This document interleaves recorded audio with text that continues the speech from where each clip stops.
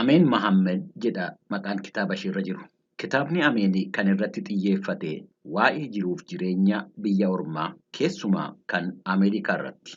Yommuu biyya kana dhufanu wanti yaadamee dhufamuu fi wanti lafarra jiru hammam akka adda ta'e agarsiisuu yaaluu ishee dubbatti. Muuxannoo jireenya isheetii kan barreessite. Muuxannoon suni kan kooti. Yoo namni biroo keessatti of arguu danda'e jedheen barreesse jetti. Rakkoon guddaan ishee mudatee ture nama mucaa ishee eeguu fi dhabuudha. Waa'ee sana kitaaba ishee keessatti ni dubbatti. Garuu eessaa kaatee eessaan baatee as geessee waan jedhurraa yoo jalqabne hoo? Arsii gara Basaasaattiin dhaladhee garuu achi jiraachaa turre gaafa dhufu Finfinnee jiraachaa ture.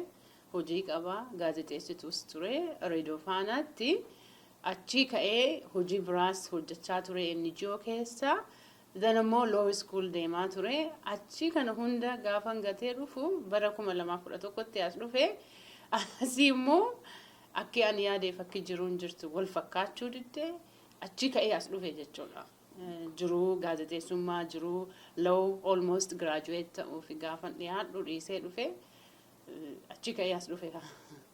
Waa'ee maatii keetiin abbaa keetii fi haadha keetii fi ati mucaa meeqa abbaa? Oh God. Kitaaba irratti ibsee jira.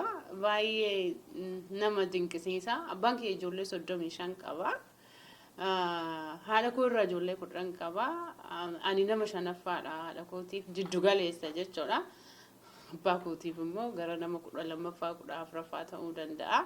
So ana booda immoo ijoollee baay'ee qaba abbaan koo. 35 ijoollee abbaa keetii keessaa meeqatu biyyalaa jira? Anuma qofa. Kitaaba ishee afaan Ingiliziitiin barreessite. Maaliif jennaan ijoolleen keenya biyya kanatti dhalatanii guddatanii akkaataa maatiin isaanii keessa darbanii isaan guddisan akka baranuuf jedheetanii jetti. Irra darbees immoo namoottan biyya kana keessa jiran warreen afaan keenya hin beekne keessumaa warreen abbaa biyyaa haala nu keessa darbinee bakka gaarii irra geenyu itti himuudhaafi jetti. Dubartootaaf illee akka fakkii ta'uu dubbatti. Wanti guddaan kitaaba kana keessa jiru haadha mucaa ta'anii yommuu kophaa biyya kana dhufanii rakkoo nama mudatudha.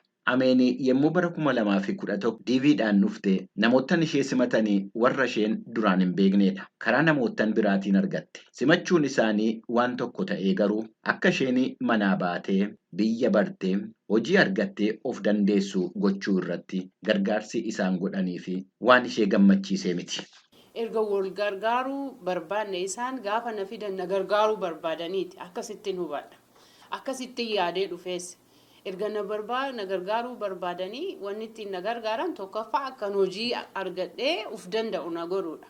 Garuu komiin kiyya achirratti waa'ee maaliif sanirratti sappoorti nan goone hojii maaf na waliinuu barbaadanii bakka hojiillee na geessanii maaliif irraa dhabee what the meaning of sponsorship jechuun maalii hiikaan sponsorshipiidha bakka san isaan irraa dhabee wanni ani expectationin guddaan isaan irraa argadhellee mana isaanii taa'ee isaan waliin jiraachuu sun taane akkan biyya kana dhufe na qubachiisanii hojii gaafan hojii jalqabu hojiitti na bobbaasanii haay bakka nuti hagana si gargaarre ati deemii jiruu kee jiraadhu silaa akkasii yaadee dhufe nuti hagana karaa sitti agarsiisne si qubachiisne kunoo hojii sagalteeta just jiraadhu jiruu kan kee akka dandeettutti akkasii yaade. Gaafan daa'ima qabee dhufu immoo amma nan struggle wajjin ta'u daa'ima kanas waliin na gargaaran. Yookaan immoo kan mootummaan single mom hin gargaara jedhamee waan haasan waan dhagaheef yookaan karaa sanuu natti agarsiisan jedhee yaada. Kanaaf isaan immoo kanaayyuu I don't know yookaan fedhii dhabuu yookaan something hin beeku sababa isaa garuu. Namoota biyyaati? Nama biyyaati. Gaafa Ameerikaa dhuftee kutaa Arizoonaa magaalaa Phoenix keessa qubatte. Achii baatee immoo gara kutaa Iowaatti deemte. Achis hin taaneef gara Arizoonaatti deebite. Ammas Arizoonaan hin taaneef gara kutaa Oreeganii magaalaa Poortilaanditti godaante. Oreeganitti abbaan mucaa ishee kan atileetii beekamaa ta'e Useen Shaboo dorgommiidhaaf Ameerikaa dhufee mucaa isaatii wajjiniin wal argan. Kun mucaa isheetii fi gammachuu tokko ture. Yommuu waa'een Poortilaandii ka'u wanti bira darbuu hin danda'amne tokko ishee mudate. Guraandhala 8 bara 2017 waan ta'eedha. Sa'aatii isaa wajjin yaadadha. Ani accidentii argadhe. I think accidentii badaa. Jettuma jireenyaaf fiigdu. Utuma jireenyaaf fiigu baay'ee garaa nama nyaata. Mucaa koo ganamaa sa'a 8tti mana barumsaatti buusee aduu ubare.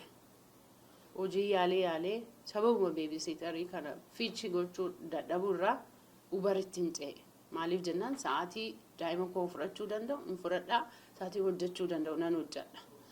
Isa buusee hojiif hin gaafa deemaa jiru utuma yaaduu jechuudha. Biyya yaadaa, mucaa koof hin yaadaa, jiruu akkam seetil godhaa, kophaa jira osuma jedhu red light cabsee deemee accidentii hamaa argadhe.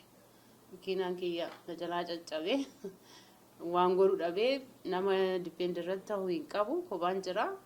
Ammoo juunii 2016 achi galee waggaayyuu hin geenne jechuudha. Juun baatima 6-7 ammani wannootti galee ammani Portland galee. So maali natti dukkanaahee then waan godhu dhabee then February 8, 2017 was the worst time for me. Hojii biraan qabu, daa'ima harkaa qabaa, baay'ee ulfaataa ture. Kanaaf guyyaa sana lubbuunis hafuun waan. Guyyaa tokko mucaa ishee Obaamaa gaaffii wayii tokko gaafatte. Waan mataa isheetii fi murteessuu dandeessuudha kan mucaa ishee eeyyamatti gaafatte. Wanti sun maaliif ta'e? Bagana gaafatte san. Ani waggaa 7 kophaa koon jiraadhe daa'ima koo wajjin. Mucaan koo galgala waliin teenyee haasofnaa hin taphanna mucaa waggaa 7ti. Gaafa haasofnu gaafa taphannu waan tokko naabi hin dadhabe jedhan yeroo hundaa. Hin dadhabee jedhan maaf dadhabdaa jenna hojii akkana hojjedhaa garuu biiliin koo kabarnaan godhuu jedheen makiinaa kafalaa, rentii kafalaa, hin beektaa biilii biyya kana child care kafalaa. Let's calculate naan jedhe mee biila kan kee haa calculate goonuu naan jedhe calculate goonee na hanqate. Oh my mom naan jedhe ummaatiyyaa you need someone you need someone to help you. Akka struggle gootee dadhabdee na jalaan duune barbaada. Akkana yeroo hunda yoo tired ta'aa deemte dadhabdee na jalaa wannoo jetta nama si gargaaruu barbaada. Find someone naan jedhe.